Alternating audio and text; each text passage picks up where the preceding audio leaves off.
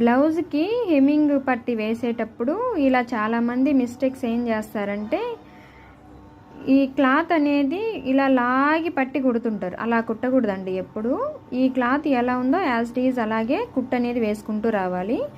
Hemming వేసేటప్పుడు ఇంకొక side మడవాల్సిన అవసరం లేదు. ఇలాగా ఓన్లీ మనము పైపింగ్ వేసేటప్పుడు కానీ లేదా నార్మల్ ఇదే క్లాత్తో సెల్ఫ్ పైపింగ్ వేసేటప్పుడు కానీ వన్ సైడ్ ఇలా 1/2 ఇంచ్ అనేది మడిచి కుట్టుకోవాలి. హెమ్మింగ్ మాత్రం అవసరం లేదు. ఇలా 1 ఇంచ్ వెడల్పు తీసేసుకొని ఇక్కడ జస్ట్ 1/2 ఇంచ్తో ఈ విధంగా కుట్టు అనేది వేసేసుకోవాలి.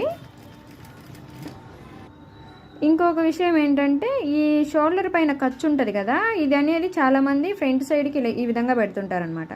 ఫ్రంట్ సైడ్ కాకుండా ఈ ఖర్చు బ్యాక్ సైడ్కి పెట్టేసుకొని ఇలా కుట్టు అనేది వేసుకున్నాం అనుకోండి, మనకి నీట్గా ఉంటుంది. బ్లౌజ్ పీస్ అనేది ఫ్రంట్ సాగకుండా ఉంటుంది. అలాగే ఈ మెడపట్టి వేసేటప్పుడు ఈ కింద ఉండే ఈ పీస్ కూడా, అంటే ఈ బ్లౌజ్ పీస్ కూడా లాక్కూడదండి. మెడపట్టి కాకుండా ఇక్కడ ఉంటుంది కదా, ఇది కూడా లాక్కూడదు అనమాట. లాక్కుండా ప్రాపర్గా ఈ విధంగా కుట్టు అనేది వేసేసుకోవాలి.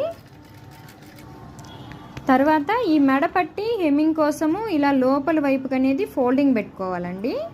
ఇలా ఫోల్డింగ్ అనేది పెట్టేసుకొని నీట్గా కుట్టు అనేది కరెక్ట్గా ఇక్కడ రావాలి. ఇక్కడ ఈ క్లాత్ పైన ఇటు కాదండి, ఈ మెడపట్టి పైన ఈ చివర రావాలన్నమాట.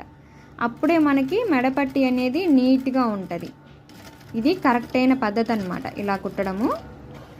కుట్టిన తర్వాత ఈ లోపల వైపు ఉండే ఈ క్లాత్ అనేది నీట్గా కటింగ్ చేసేసుకొని ఈ విధంగా ఫోల్డింగ్ పెట్టుకొని హెమ్మింగ్ చేసుకుంటే మనకి నెక్ అనేది నీట్గా కనపడుతుంది.